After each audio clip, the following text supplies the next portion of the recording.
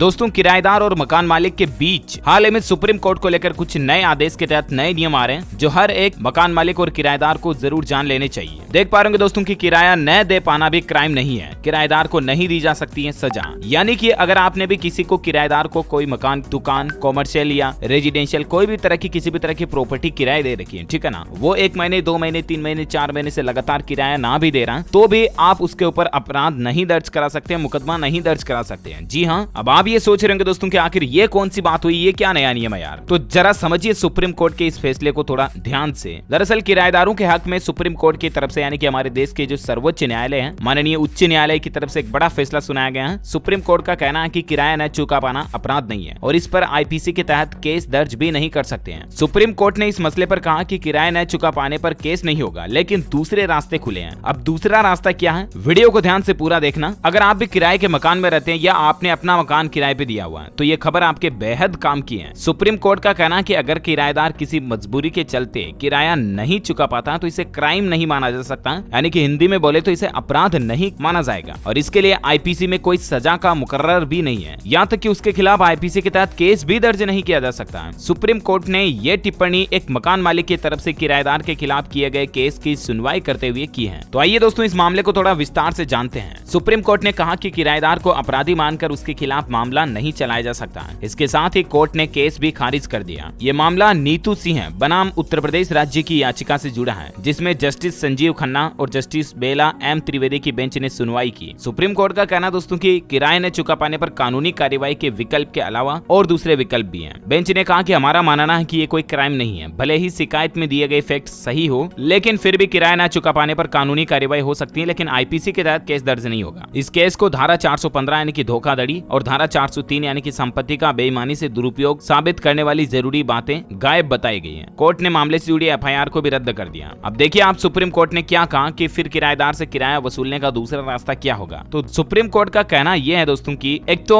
आप लगातार उससे 1-2 महीने 4 महीने से किराया मांग रहे हो, किराया नहीं दे रहा, तो आप उससे संपत्ति खाली करवा सकते हैं। पहली बात तो ये। दूसरी बात, इस मामले को सिविल रेमेडीज के तहत सुलझाया जा सकता है और इसके लिए कोर्ट भी आपको इजाजत देता है, यानी कि मानवीयता के आधार पर आप दोनों बैठ करके इस मामले को सुलझा सकते हैं और सिविल कोर्ट में भी आप इस मामले को सुलझा सकते हैं। लेकिन इस तरह की कंडीशन में आईपीसी के तहत केस दर्ज नहीं होगा किराएदार पर। और आपके समझ में नहीं आ रही किराया नहीं दे रहा तो आप उसे खाली करवा सकते हैं। किराएनामे के तहत उसको बीच में ही हटाने का अधिकार आप रखते हैं, अगर आपने किराएनामे में कंडीशन मान रखी है तो, कहने का मतलब लिख रखी है तो आपके पास ये राइट्स होता है। अच्छा, इसके अलावा कुछ और अपडेट देखिए आप दोस्तों। हाल ही में उत्तर प्रदेश की योगी सरकार की तरफ से भी बड़ा फैसला लिया गया कि अब बिना अनुबंध के नहीं रख सकेंगे किराएदार और नए नियम जारी किए गए, यानी कि किराएदार को किराए पर देने से पहले आप दोनों के बीच रेंट एग्रीमेंट यानी कि किराया समझौता होना जरूरी होगा। बिना रेंट एग्रीमेंट के अगर आप किसी किराएदार को कोई प्रॉपर्टी किराए देते हो तो इसमें गलती आपकी होगी उल्टी और। अच्छा, इसके अलावा मोदी सरकार की तरफ से भी हाल ही में कुछ नए कानून मंजूर किए गए मकान मालिक और किराएदार को लेकर। देश में मकान मालिक और किराएदार के संबंधों को कानूनी रूप से परिभाषित करने की जो मौजूदा व्यवस्था है उसमें कई तरह की खामियां हैं और इन्हीं खामियों को दूर करने के लिए देश में किराए की संपत्ति के बाजार को रेगुलेट करने, किराए की प्रॉपर्टी की उपलब्धता को बढ़ाने, किराएदार और मकान मालिकों के हितों की रक्षा करने और किराए की संपत्ति से जुड़े विवादों का अदालतों पर बोझ खत्म करने के लिए सरकार एक नई प्लानिंग बना रही है कि अब जो किराएदार और मकान मालिक से संबंधित जो विवाद होंगे ना, उनके लिए कोर्ट ही अलग बनाई जाएगी। जिस तरह से आपको पता होगा हाल ही में लड़का लड़की की छेड़छाड़ वगैरह इस तरह के केस के लिए पोक्सो एक्ट के तहत अलग ही कोर्ट बनाए गए, फास्ट ट्रैक कोर्ट वगैरह, जिसमें पोक्सो के मामले सुलझाए जाते हैं। ठीक इसी तरह किराएदार, मकान मालिक और संपत्ति से संबंधित मामलों को निपटारा करने के लिए सरकार अलग से कोर्ट बनाने की प्लानिंग भी कर रही है। और बाकी रेंट एग्रीमेंट बनवाना जरूरी है, इस बात का भी ध्यान रखें। मौखिक तौर पर कभी किसी को कोई भी प्रॉपर्टी रेंट पर आप ना दें। ओके, तो उम्मीद है दोस्तों ये छोटे से नए नियम के तहत update new rules and regulations की जानकारी आपको जरूर जानने मिली होगी। और भी आप किसी से संबंधित नया नियम अपडेट जानना चाहते हैं तो मुझे नीचे कमेंट करके बताइएगा, मैं रिप्लाई करने की जरूर कोशिश करूंगा। वीडियो को लाइक और शेयर करना और आप हमारे चैनल DLS न्यूज को सब्सक्राइब करके बेल आइकॉन भी जरूर दबा देना ताकि आपको रोजाना की ताजा अपडेट्स और काम की खबरें तुरंत आपके मोबाइल पर मिलती रहेगी। Thank you, take care, good bye, जय हिंद, जय भारत, वंदे मातरम।